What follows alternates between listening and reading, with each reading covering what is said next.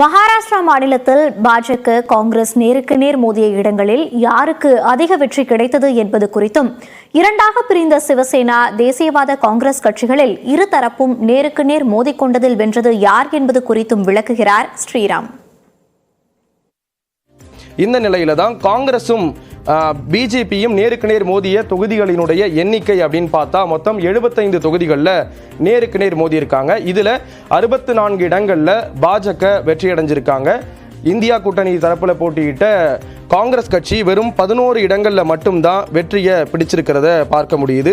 இது மட்டுமல்லாம உத்தவ் தாக்கரே தலைமையிலான சிவசேனா கட்சி, ஏக்நாத் ஷிண்டே தலைமையிலான சிவசேனா கட்சியை பொறுத்தளவில் எத்தனை தொகுதிகளில் அவங்க போட்டியிட்டாங்க அப்படிங்கிறத பார்க்கும் பொழுது நேருக்கு நேர் போட்டியிட்ட தொகுதிகளோட எண்ணிக்கை, அதில் மக்கள் யார் ஆதரவு தெரிவிச்சிருக்காங்க அப்படிங்கிறத பார்க்கும் பொழுது மொத்தம் 51 தொகுதிகளில் அவங்க நேருக்கு நேர் போட்டிட்டு இருக்காங்க. இதில் ஏக்நாத் ஷிண்டே தலைமையிலான சிவசேனா கட்சிக்கு கிட்டத்தட்ட 36 இடங்கள் கிடைச்சிருக்கு. உத்தவ் தாக்கரே தலைமையிலான சிவசேனா கட்சிக்கு வெறும் 15 இடங்கள் மட்டும்தான் கிடைச்சிருக்கிறத பார்க்க முடியுது.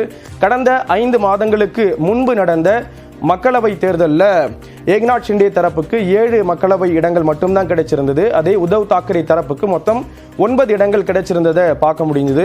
ஏற்கனவே கட்சியையும் கட்சியினுடைய சின்னத்தையும் ஏக்நாத் ஷிண்டே தரப்பு கைப்பற்றி இருக்கக்கூடிய ஒரு சூழல்ல இந்த தேர்தலில் மக்களினுடைய ஆதரவையும் பெற்று உத்தவ் தாக்கரேவை அவர் தோல்வி முகத்தை காண வச்சிருக்காரு அப்படிங்கிறது ஒரு முக்கியமான விஷயமா பார்க்கப்படுது. இந்த நிலையில தான் தேசியவாத காங்கிரஸ் கட்சியை பொறுத்த அளவில் சரத்பவார் தரப்பும் சரி, அஜித் பவார் தரப்பும் சரி நேருக்கு நேர் எத்தனை தொகுதிகளில் மோதினாங்க அப்படின்னு பார்த்தா 37 தொகுதிகளில் நேருக்கு நேர் மோதி இருக்காங்க. இதில் அஜித் பவார் தலைமையிலான அந்த தேசியவாத காங்கிரஸ் கட்சி 28 இடங்களில் வெற்றி அடைஞ்சிருக்காங்க. சரத்பவார் தலைமையிலான தேசியவாத காங்கிரஸ் கட்சி வெறும் 7 இடங்களில் தான் வெற்றி அடைஞ்சிருக்காங்க அப்படிங்கிறத பார்க்க முடியுது.